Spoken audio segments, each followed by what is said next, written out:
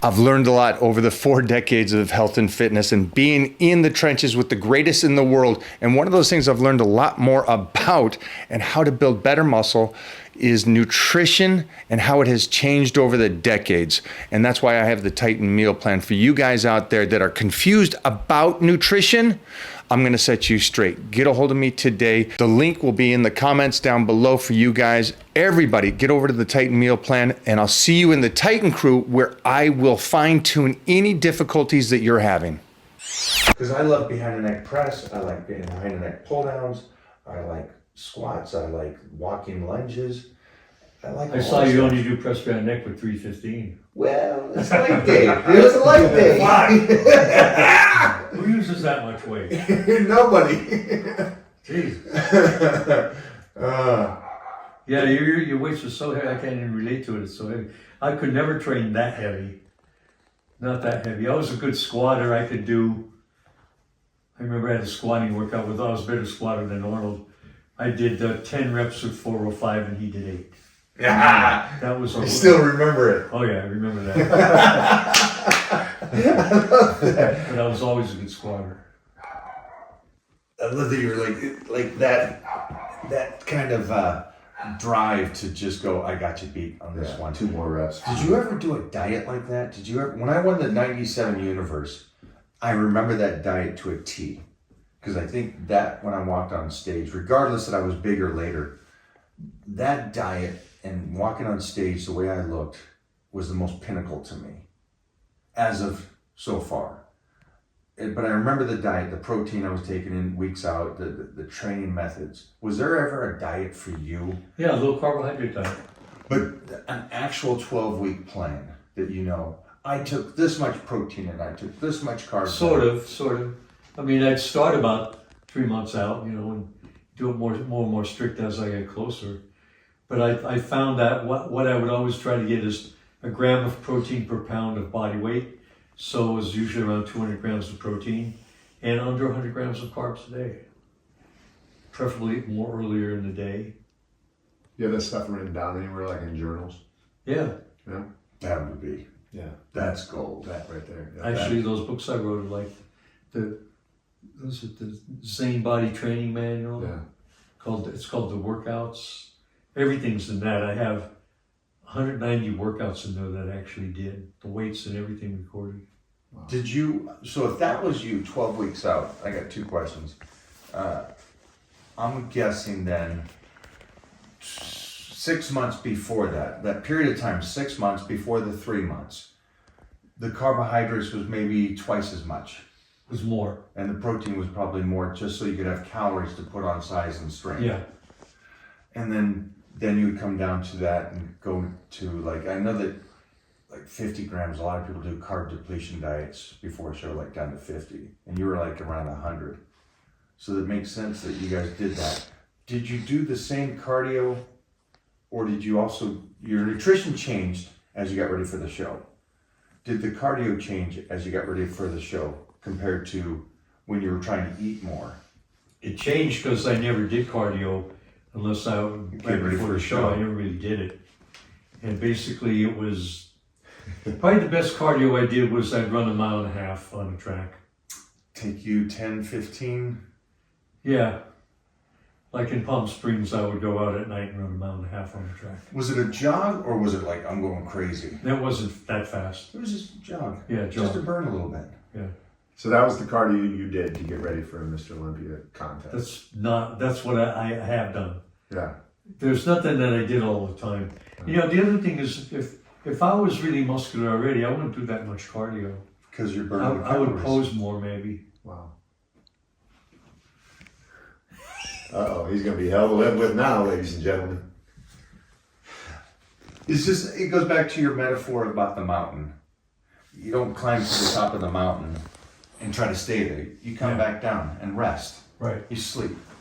You feed yourself. You heal the body. You heal the mind. You take things off at that steep climb at the end, and you pull back so your body can heal, so you can move forward again. But today's society is, you need to go 100%, 365, that's it. you got to be in a deficit, you got to do cardio every single day, you got to train like a beast every single day. And I'm like, guys aren't even going to make 25 doing that. Let them do it. Okay, but you say that. You say like the pull down, the pullovers. Last time I said, people are going to say they're going to hurt themselves. They're going to hurt themselves. I'm not. Right. You're so factual about that. Except that's such a strong. I know how to do it. Okay, I love it. I've been doing it a long time. I know how to do it. Yeah. Agreed. Everything I'm works not if you let using it. weights that I can't handle either. Yeah. Everything works if you let it. Everything. It's just it's refreshing to me, and I think it's refreshing to you to hear because I preach about this. Yeah. And about what you've spoken about today. And I preach about it. I go, if you guys want to do this for a short period of time or a long time, you got to be intelligent. I've been doing this for so long. You know, I've been training for 60 years. Yeah. 60. That's crazy. Doing this kind of stuff.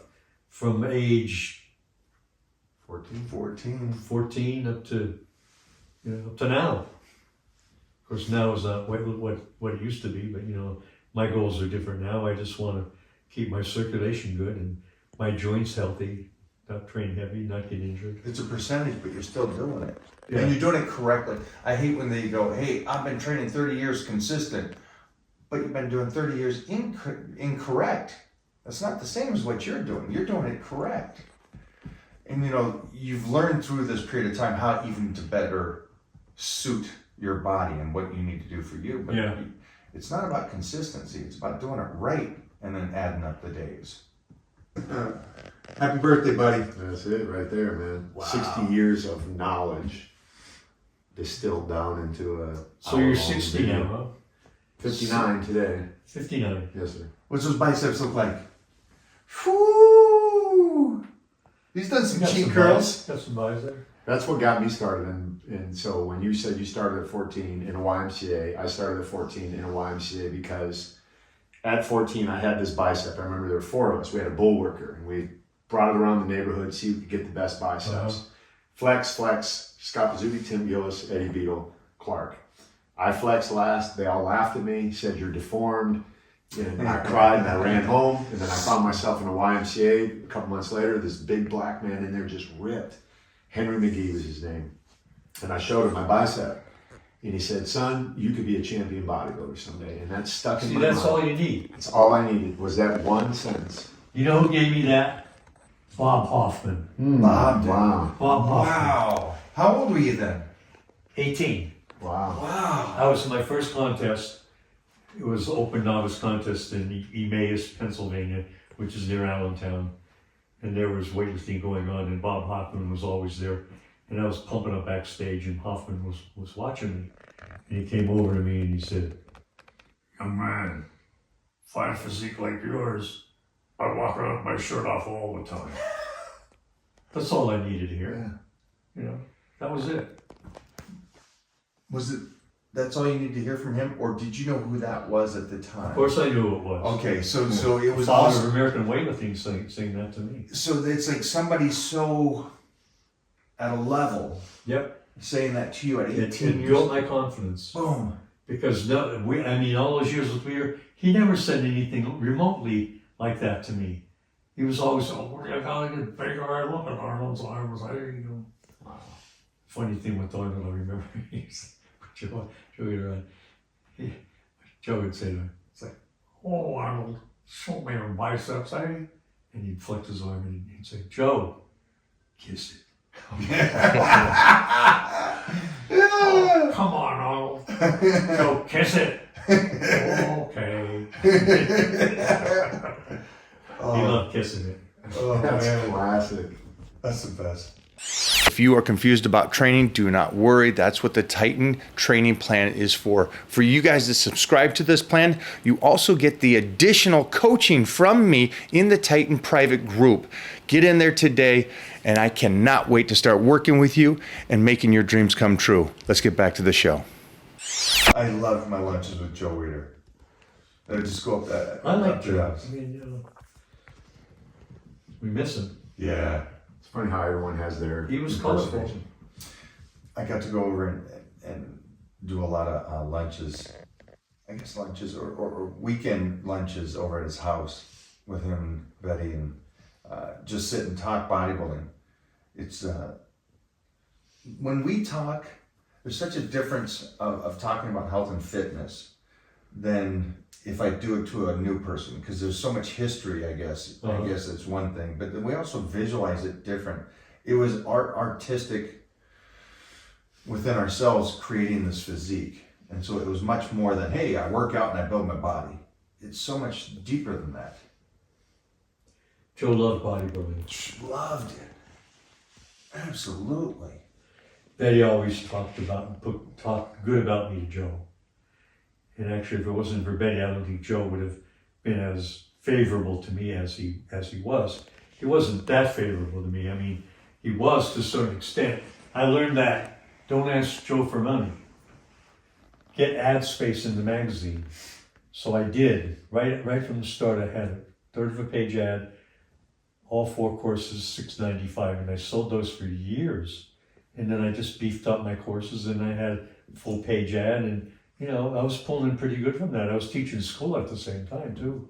Was that a common thing? Just like, sorry, because was that a common thing that the guys that were close with Joe knew? Don't ask him for money, ask him for ad space. Well, we all did. I mean, Arnold did. Larry Scott was the first one. Because Arnold told me that in 1990. Yeah. He said, you got a contract, don't ask for more money, just do this. Get ad space. Yeah. Joe had no problem letting you have other people give you money. He didn't want to give you any money. But he's okay with other people giving you money.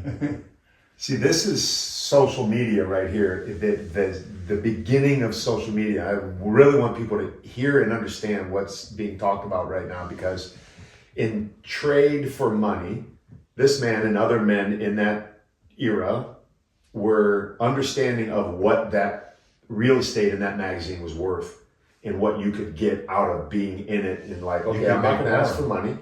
And that's what I did, because we never made money on covers of magazines. Like, people think I'm a multimillionaire because they see all these covers. The most I ever made was $300 for Muscle and Fitness, and I've been on hundreds of those things. But what I was smart enough to do was, okay, if inside is worth 30 grand for a full page, what's a cover worth, and how can I turn that into more money for me? That's how I built my. You know how much money I made off covers? Zero. Exactly. Did people ever say that to you? You make millions off of the They bodybuilding don't world. know. Yeah. They have no clue. No, they don't You know. make money. Yeah. The best thing is get the publicity. That's. Get the publicity. It doesn't matter if you get paid. Get on the cover. Get on somewhere. Let people see you, because you'll make money from that. You can't do that no more. So, question for you then, and again, this is a tough question. We had to be in the trenches and win the shows, win the powerlifting, the bodybuilding, the martial, whatever it is. We had to win them to be in the magazine.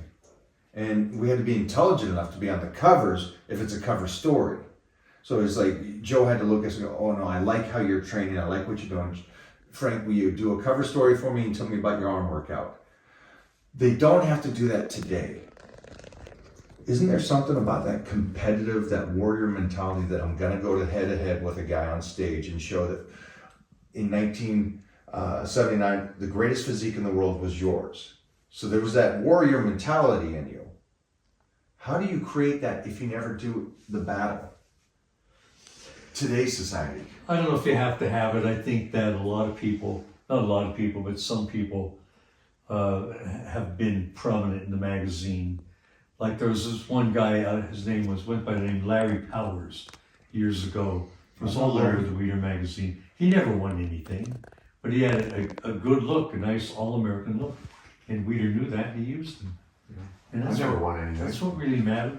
Look at Leroy Colbert. Did you compete though? I competed, but I would win and lose and win and lose. But the did whole it time not in the build background. character? Did that not build some kind of character that just fame alone Sure. unbalances you? Because, I guess what my point is that you're a different person going into a fight than who you come out on a fight compared to the guy that never gets in a fight. Yeah. Did you win? Did you lose? I don't know, but you're a different person by willing to step up and take a hit or give a hit. And that's what I guess I'm saying. Just you guys got on stage, you put in the work, but then on top of that, it made you humble in a sense and keep chasing your dream. Yeah, well, that was the goal, was to win the top titles. You know, that was my goal, was to win every title. And I did. Yeah. I did. Won Mr. America 68 IFBB. And then won Coolest Mr. World the same year. I gotta show them the universe trophies because I think they're my favorite of yours. Oh, the Olympia trophies. No, the ones over here to the left, I think they're out there, if I remember correctly. Oh, They're old school universe. I just thought the trophies The themselves. standout trophies are the Olympia trophies. I know those ones are, but I thought you had the universe ones. I only out have there. one universe trophy. Right. From NAB, it's out there on top of the refrigerator. I gotta. We were just in Arnold's office. I was, and I was looking at There's a bunch of those. Yeah, but he had a universe trophy that his mom would give. His mother would, in favors, if somebody did something nice for the family or something, she'd go, "Hey, here's one of Arnold's trophies. Take this as a gift." And so they just got Really? his universe trophy. That was his universe trophy that he got back after 30 or 40 years. Yeah, and it's in his office, and it's just the coolest thing. And it's like, what a story. Oh, thank you for moving the refrigerator in. Here you go. Have his trophy.